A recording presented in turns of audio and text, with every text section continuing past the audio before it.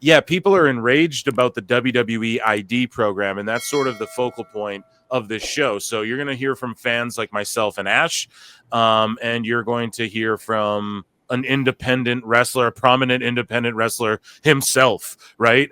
He'll be wrestling Nick Nemeth soon in ACW. He just wrestled AJ Francis recently, wrestled Roderick Strong on Collision in AEW. So the man's been there and done that and gotten the hot dogs and the handshakes. And yeah, so we'll get his perspective. But you sent me this screen grab of what the dirt sheets had to say about it. And we've covered this a little bit on PWT Live already, but I want to dive more into it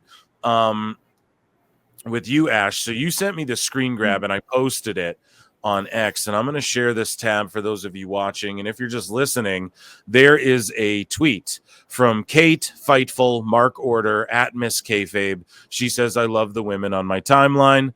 And this person here, what she's referring to is a tweet from a person named at Catherine_973X, who says, WWE have never cared about the indies outside of personal gain. Miss me with that ID. I support wrestlers getting their bag. Lord knows most are criminally underpaid, but that can happen without pretending WWE isn't a grape for YouTube, grape apologist, fascist sack of... Ash, what's your take on this? So it's typical like anti-WWE rhetoric, and I'm going to put a little context for you here. Catherine is from the UK, and she's part of the people who think WWE had took a major part in killing the UK indie scene. I'm not going to say like WWE doesn't have a part in like what happened with the UK indie scene, but they're not all to blame for it. They have like some of it, but not all the blame for like what happened to the UK indies. Because like the big part of like what ruined the UK indie scene was the speaking out movement, where like a lot of the talent were outed as nonces and diddlers, if you will, to use UK terminology. And also this thing called the pandemic, when everything shut down. Yeah, exactly. You what? Exactly. So, but I mean, not to say though that WWE maybe affected some people negatively. I'm certain that's happened, but think about the vast majority of people I think stood up to. You got to listen to the wrestlers. When the wrestlers stand up and they're like, no, the UK scene helped out so many people. Look at the stars who've come out of NXT UK and stuff like that. Yeah, like yeah, exactly. So yeah, I mean, I don't know. Kate we know where she like she just really doesn't like WWE, and that's her prerogative. I don't even know if she really believes it. She might just be doing it to kind of try and be edgy, I guess. It's like the way Miss like Kate Fabe is. It's just she's kind of wishy-washy with her opinions. Like I'll be real with you. I follow her because we tend to like a lot of the same things. Although there are some takes. Sorry. I said, that's fine, man. You can follow people you don't agree with 100% of the time, you know? Exactly, right? Because we're all adults. We're like, there's nothing wrong with having differing of opinions. It's just the way you go about it. Like, civil discussion? What the hell is that? Am I right? Yeah. Life would suck if everybody just agreed about everything, you know? That's how high-minded echo chambers are created. Yeah. So that's what I mean, right? It's sort of like... this bubble mentality. You get blocked out if you don't agree, and it's like the majority of people like WWE. I'm so sorry that I don't know. I don't even know if some of these people believe that they're saying, like this Catherine lady here saying, I support wrestlers getting their bag. Well, yeah, okay. Lord knows most are criminally underpaid. Sure, but that can happen without pretending WWE isn't a grape apologist. Like, why do they always go to these things that are completely unrelated? And then like fashion, like how do you just throw that at people? You know, what does that even mean? Everyone just says that. I don't even know if people know what that means. Exactly. Like And another thing about about them being like R word apologists, it's just like most of the people who were part of that lawsuit don't work there anymore. That's They're what I'm under saying. a new regime and management. Yeah. So I don't know. I mean, keep fighting the good fight. I guess they feel like they're punching up and stuff. And I mean, I don't know. I get defensive of AEW too sometimes, so I get it. But just to say, like, man, look into Tony Khan's history as well. Keep the same energy with the Khans and Jacksonville Right. Jaguars and some of the stuff. You know what I mean? I don't like to bring it all up, but Yeah. it's just gross how this happens. And then them saying, "Oh, I'm all for them getting their bags." Well, it's not only that, like, I believe that WWE doing good helps all pro wrestling in general, as long as their goal isn't we're going to monopolize everything. And that's not their initiative. They're just looking at the future. They just want to have a plethora of talent, an abundance of talent, and that way, because there's more content. People are consuming more and more and more. Okay, let's give them more and more. And I think I have it bookmarked here, but there is some sort of number I saw where maybe I didn't bookmark it, but there are indies selling like almost 2,000 tickets that like weren't selling that much before, because there's WWE ID tournament match or whatever's going on, right? So yeah, I saw about that. yeah, I mean, they're selling more tickets, so that's good for everybody involved. That means they're going to sell more merch. It means that people who might not know what GCW is might know what GCW is now. And it's just incredibly unfortunate that when Tony Khan is soaking up ROH and everyone's pretending sweet like a flapjack soaking up the maple syrup, you know what I mean? You're my Canadian bud, hey? You know what I'm talking about. But Yeah. but when Tony Khan's soaking up the indie scene and giving people money and showing up to Rev Pro shows and pulling people off GCW shows, then replacing them with Jericho, when he's doing all that, it's all Nobody okay. bats an eye. Yeah, it's all good, and it's not monopolizing at all. We wish he bought TNA too. But when WWE's like, look, we're not gonna buy up every territory again, but we're going to help make them hot, and then we're going to label some that are our official, like, developmental before our developmental, because now our developmental's so good.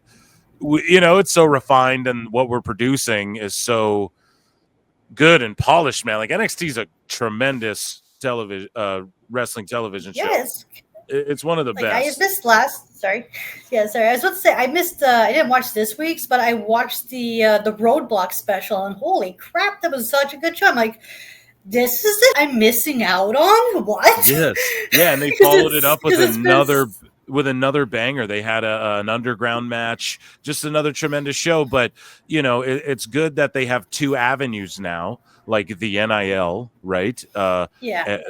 Athletes from other sports and stuff like that. And then you have the indie people, and it's like the NIL kind of go to LFG or whatever, and then the indie folks go through Evolve, and they all sort of go through these ID federations or wherever you need to plug them in. Like even guys like Lexus King, he goes and works Reality of Wrestling and stuff like that, because let's face it, he's not the greatest wrestler in the world yet, but that's why he's in developmental. And exactly, that's what NXT's there for. Exactly. So I just think that when Tony Khan's just buying up an indie and booking random ass matches, and there's really no rhyme or reason to it. And early on, when he was booking Ring of Honor out of that studio there, I actually kind of enjoyed it. Tony was on a good run of like, okay, it's just supposed to be an indie with good matches. You know what I mean? Like in a small, intimate setting, and like sort of what it used to be. No, I always say if a million people were going to watch Ring of Honor,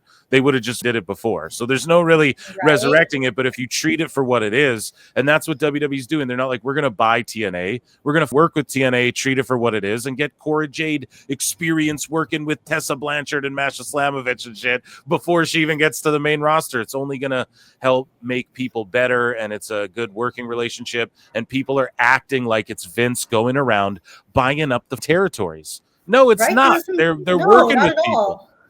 Exactly, and with TNA and GCW working with WWE, it gets more eyeballs and people invested into the product. And isn't that what you want for your favorite company? You want them to draw more people. You want more people to know about the show, so that way when you're talking about it, they're not going to be like, what? Or that's still a thing? Mm-hmm.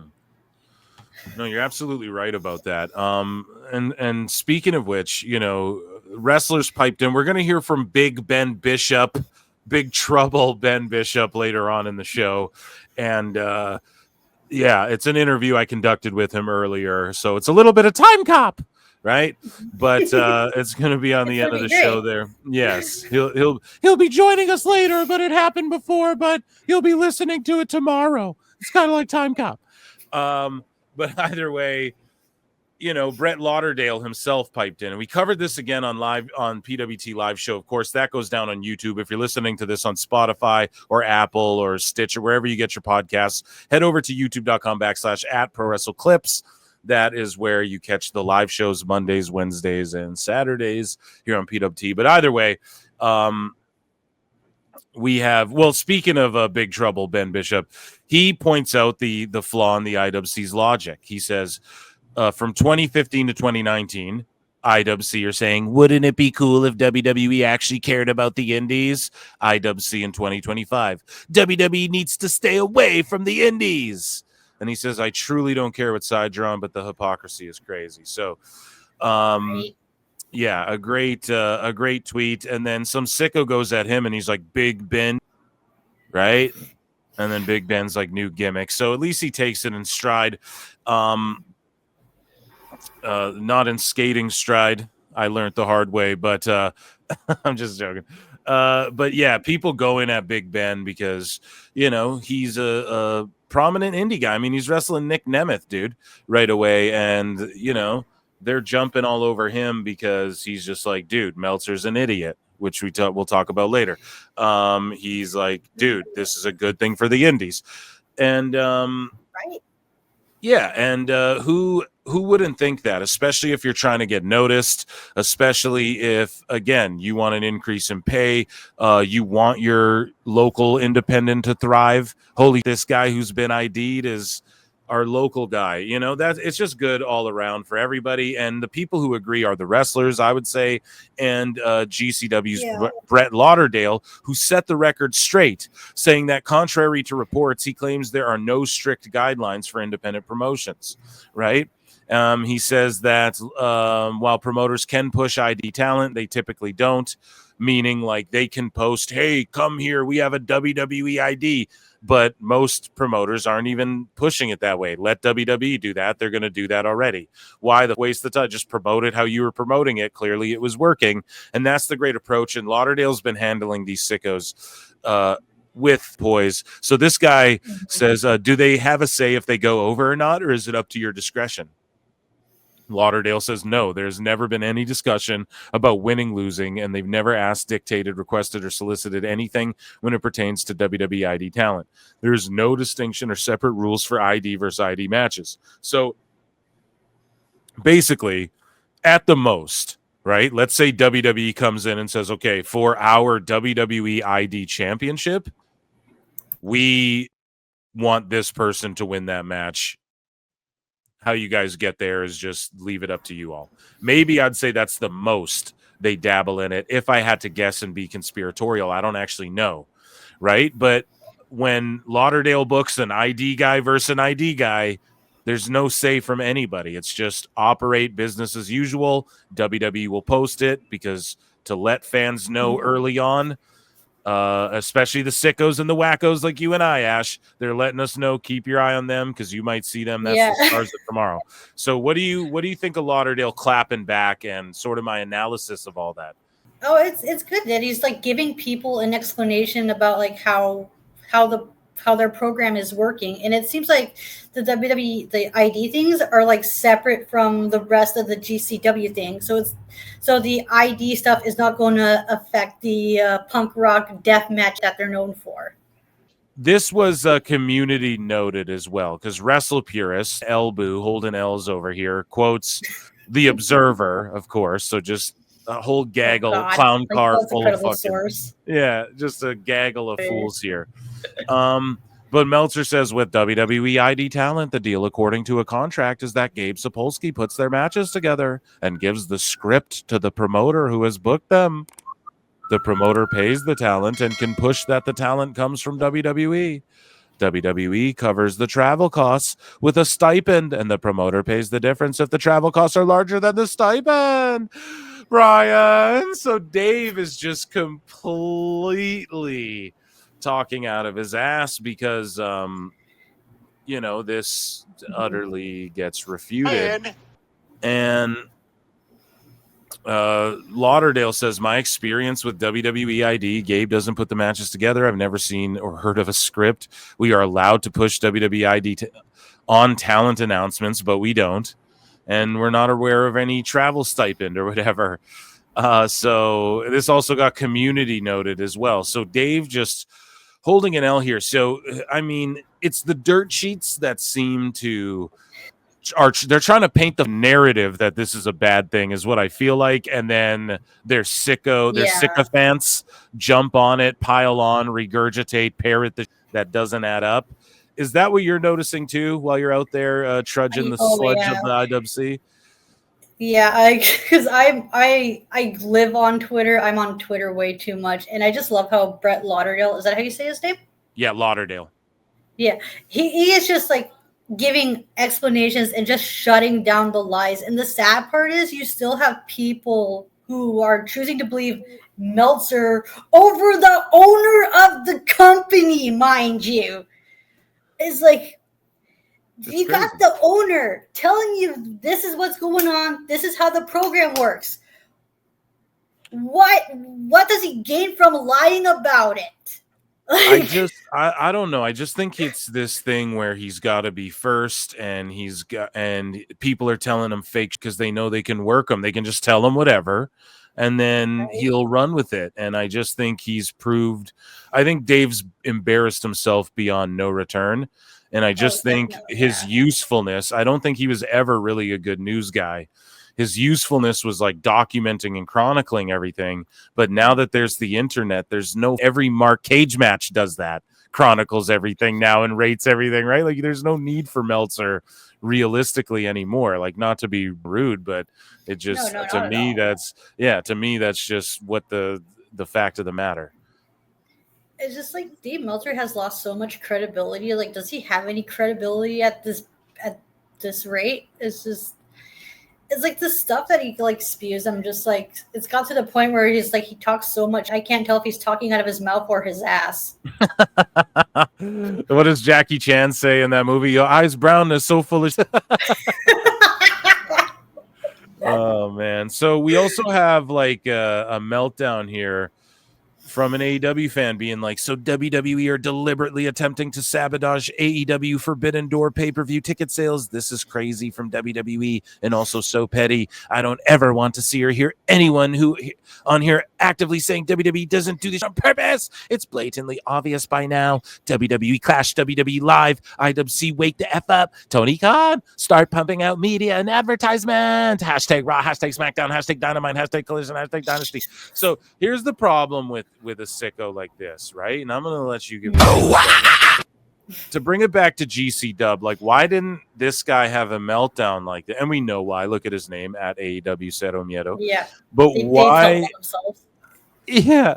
Why didn't he melt down like this when AEW booked so close to GCW and even stole Cardona and all of that sort of thing? Like, why? Where's the same energy? Why can't these sickos? I keep the same energy when I feel like CM Punk and Seth Rollins spam finishers, and I feel like Ospreay and Ricochet, I don't know, I'm just naming two guys, spam finishers. So I call it the out. Ospreay does spam finishers. He does it with everybody.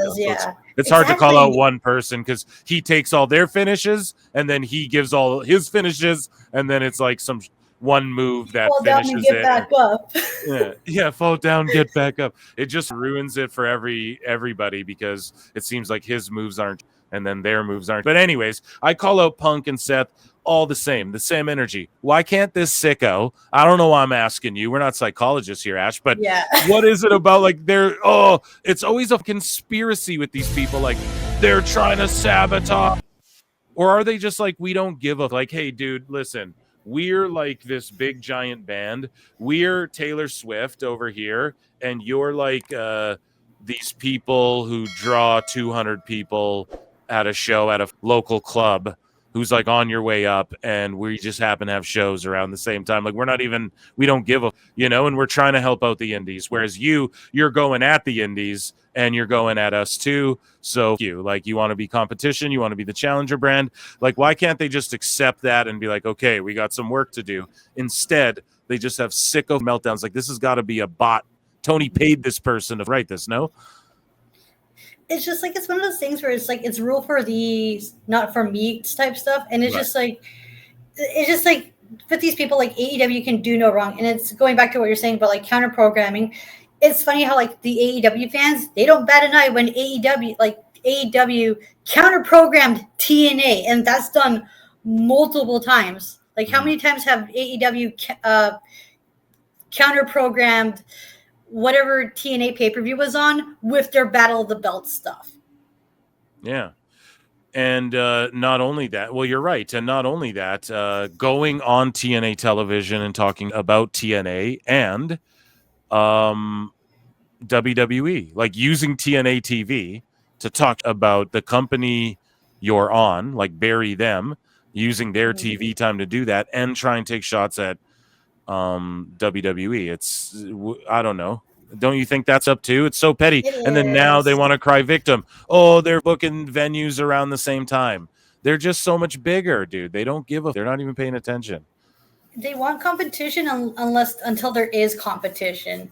Yeah, that's what it comes across as. And it's just like, sorry, that's just the way the wrestling business works.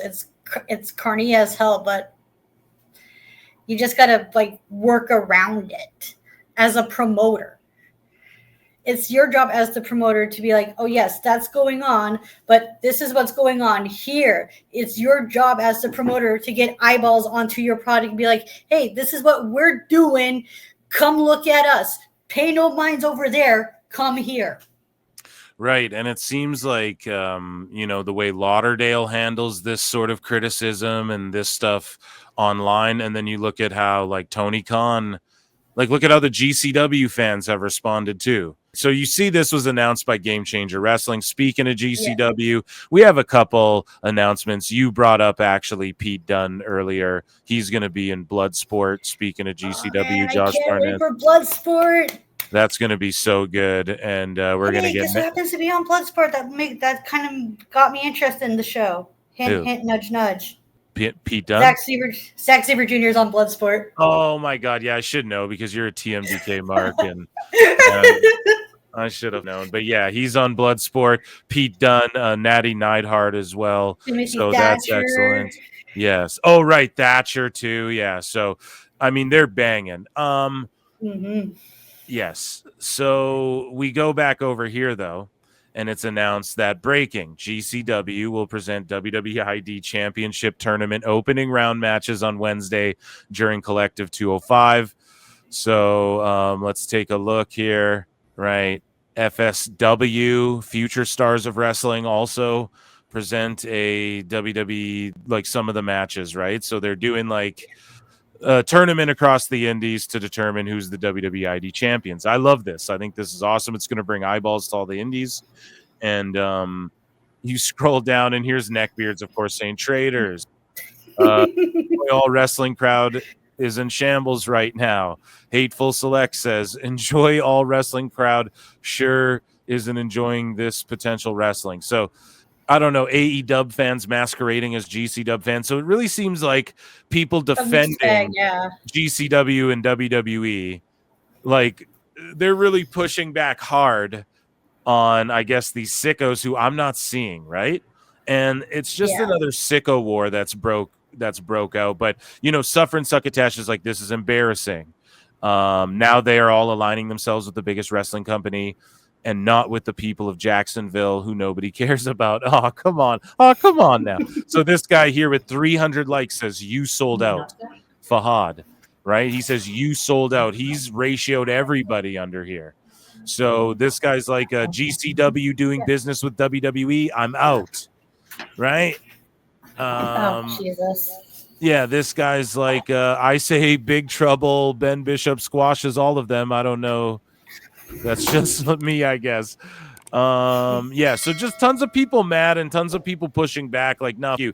And this could split GCW fans, right? Like, this maybe could put a divide. Now, do you think that will hurt the indies and a company like GCW in the long run, or do you think ultimately this is beneficial and this is just the vocal sickos online and more people will turn out and more eyeballs will get on the indies? It's just the IWC is just over exaggerating about like and being super dramatic about this because as we've seen with the TNA Impact partnership with WWE and how it's working for both parties, the same thing is going to happen to GCW. Like, this tournament is not going to have any effect on your favorites you put in GCW, and who knows, maybe you might want to get like more fans to come to the show. And isn't that what you want? You want to have like more people come to the show so that way you have more people to enjoy with and more people know about your product. So you had said just a moment ago that, you know, ZSJ got you into like GCW Bloodsport, right? Like, it's going to make you watch. Is hearing that Pete Dunne, like, let's say ZSJ wasn't on the card, and I know it's hard to like play make believe here, but we'll hit an X-Files. Yeah, I mean, Okay. No, you're not. But like, let's say it was just Pete Dunne or it was just Natty Neidhart. Is that enough? Like, Shayna Baszler did Bloodsport before. Did that make you go, oh, I got to check out Bloodsport? Like, because that's sort of proof in the pudding that it doesn't have that. AEW could be doing sort of the same thing. They could have been innovative and on top of this when WWE sort of turned a blind eye and were like, no, we're going with NIL people. Tony Khan could have been like, oh, we're going to do this with the indies and turn ROH into like the, you know, the NXT, but like for the indies where we say, hey, these are our AEW stamp of approval guys, but just book them and one day maybe you'll see them in AEW. Like, they could have been innovative with all of this. You know what I'm saying? Like, so, and ZSJ, you just said it. He makes you like, it's not like Kenny Omega doesn't make you not want to go watch an indie. You know, if they're trading their stars, but a lot of them are just floaters anyway. So it seems like the indies are at the same level as they are, even a GCW. So here's how I am. The moment I hear one of my favorite wrestlers is part of the show, whether it be indies or not, I'm more in tuned to watch Bloodsport. So if Zack Sabre Jr. wasn't on Bloodsport and I see Natty Neidhart and Pete Dunne, I'm like, oh, two of my favorite wrestlers are on there? Hell yeah, I'm watching. Mm-hmm. What do you think of, you know, because AEW sort of, they let these companies like go on par with them. Do you understand what I'm saying? Like, instead of being like, we're the big dog and we're going to help rise, what do they say? A big ship rises the tides or some such bullshit. I don't know. I'm an idiot, right? But you get what I'm saying? Like, AEW seems to like level themselves out. They send their biggest star, Jericho. They bring Cardona in and parade him like he's this big thing. And then at the same time, they want to be like, we're a challenger brand. That such a turnoff? Whereas I think this WWE thing is perceived like, you don't get it. Some casuals might check out ID matches just because they're following WWE on social media and see a promo they like. They might be like, damn, oh, this is in my town, I might check this out or whatever. Right? And WWE's not using their talent to be like, oh, like trying to one up them. They're like, oh, we're a partnership. We're going to put this person on your show in hopes it draws people to your show. And they don't make it like a big deal about it. They're like, it's like, oh, because that's the way that it is. Like, they'll see like WWE fans will see a WWE star on an indie. And who's to say that WWE star wouldn't continue to go to that show because they'll be like, oh, wow, that person's pretty cool. I want to see more of them. So are you familiar with any of these names? Sean Legacy, Zeta Steel? I know her. Just Zeta Steel. That's the only person I'm familiar with. Okay, Ice Williams, I don't like. I've seen clips of him. I'm not super familiar. Jackson Drake, I think, is JD Drake from AEW's brother, I think. Cappuccino Jones, I've heard about. Oh, I love how all of his moves are a bunch of coffee puns, and I love that. Okay. Yeah, he's got such a good name, Cappuccino Jones. That's I think I called him like Homebrew Jones or something one of mine. Because I was like modding my Wii or whatever. Video game nerds will understand that. But yeah, you're seeing these people on Evolve. They're a part of this tournament, right? And then some of them are these tournaments. It's 2 tournaments. There's a women's title and a men's title. So if I'm gonna go out on a limb, I'm gonna say like Zeta Steele's gonna win the women's one just because she's a name that you hear floating around like so frequently. And then I don't know. I'm not. Sorry, what was that? I was saying, like, I see a lot of her like highlights and clips of her doing like of her like wrestling on Twitter, and she looks pretty good. What do you think, like on the men's side? Again, neither of us are overly familiar, but one of these names, like, what's that Jack Cartwheel guy doing? He's fun. Right? Throw him in there. Yeah, put him against Cruel. Someone WWE ID Cruel. All right, everyone go Google Cruel. That's your homework. All right, but yeah, I can't even take a guess. But well, you heard it from the fans, the smart mark mouths of myself, Phil, and my good friend Ash. And in a moment here, we will hear from an independent wrestler themselves who's around, not hockey players, by the way, but around, WWE ID talent, is friends with them. Does he know them? Does he call them on the phone? Likely.